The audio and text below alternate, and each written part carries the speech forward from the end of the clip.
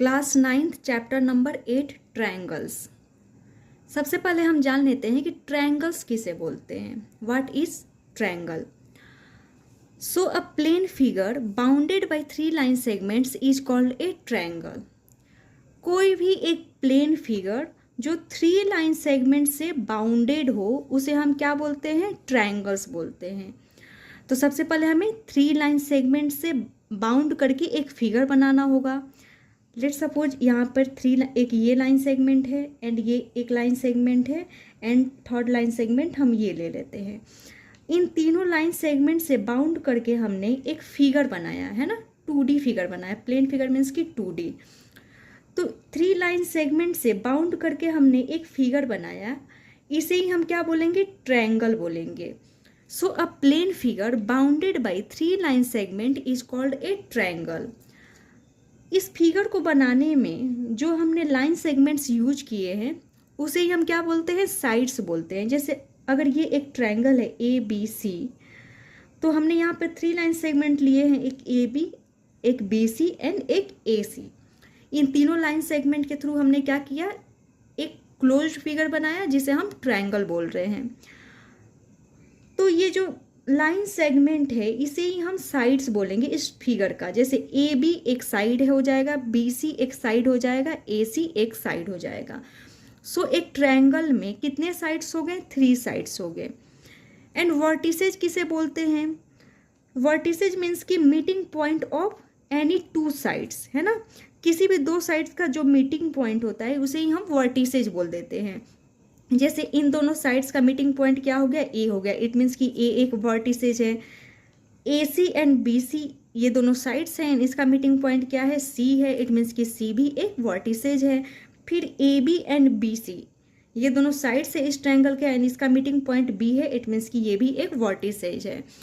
सो एक ट्रायंगल में 3 साइड्स हो गए एंड 3 वर्टिसेज हो गए। एंगल्स क्या हो गया? इन दोनों साइड्स के बीच में ये एक एंगल हो गया, इन दोनों साइड के बीच में एक ये एंगल हो गया, इन दोनों साइड के बीच में एक ये एंगल हो गया। सो एक ट्रायंगल में 3 वर्टिसेज होते हैं, 3 साइड्स होते हैं एंड 3 एंगल्स होते हैं। ABC ये तीनों पॉइंट्स क्या है? वर्टिसेज है, बिकॉज ये मीटिंग पॉइंट है एनी 2 साइड्स के।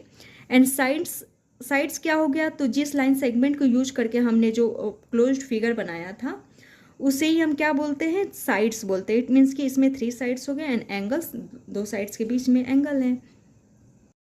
अब हम समझ लेते हैं कि ट्रायंगल्स का पेरीमीटर क्या होता है एंड एरिया क्या होता है।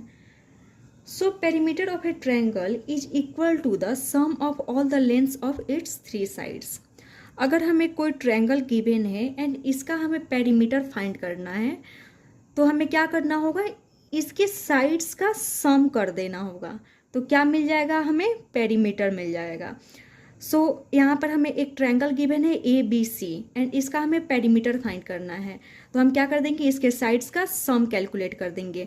तो एक साइड है AB, एक साइड है BC एंड एक साइड है CA। तो AB plus BC plus CA इन तीनों को ऐड कर देंगे तो हमें क्या मिल जाएगा? पेरीमीटर मिल जाएगा। So perimeter is equal to sum of its 3 sides. मान लेते हैं ये 5 सेंटीमीटर का गिवन रहता है, ये 8 सेंटीमीटर एंड ये 6 सेंटीमीटर। तो इस ट्रायंगल का पेरीमीटर क्या हो जाता? तो AB that is 5 centimetre plus BC that is 8 centimetre plus AC that is 6 centimetre. क्या हो जाता? 8 5 13, 13 6 19 सेंटीमीटर इसका पेरीमीटर हो जाता। ट्रायंगल्स का एरिया क्या कहलाता है? Area of a triangle it is the measurement of 2-dimensional space enclosed by the triangle's 3 sides. So area of a triangle क्या हो जाता है? मान लेते हैं हमें ये एक ट्रायंगल गिवन है एंड इसका एरिया क्या होगा? तो इसके 3 साइड्स के द्वारा जो रीजन बाउंड किया गया है या स्पेस बाउंड किया गया है इसके 3 लाइन सेगमेंट्स के द्वारा उसे ही हम क्या बोलेंगे? एरिया बोलेंगे। जैसे अगर हमें कोई ट्रायंगल गिवन रहता PQR, तो इसका एरिया क्या हो जाएगा? तो ये लाइन सेगमेंट क्या है? PQ QR एंड PR, या हम बोल सकते हैं इसके 3 साइड्स के द्वारा जो एरिया बाउंडेड किया गया है सॉरी, जो स्पेस बाउंडेड है उसे ही हम क्या बोलेंगे, एरिया बोलेंगे। एंड पेरीमीटर क्या हो जाता है, P Q, Q R and P R, ये पेरीमीटर कहलाता है। एंड एरिया क्या कहलाएगा, इन साइड्स के अंदर जो स्पेस कवर्ड है ना क्लोज्ड फिगर में, इसे हम एरिया बोलेंगे।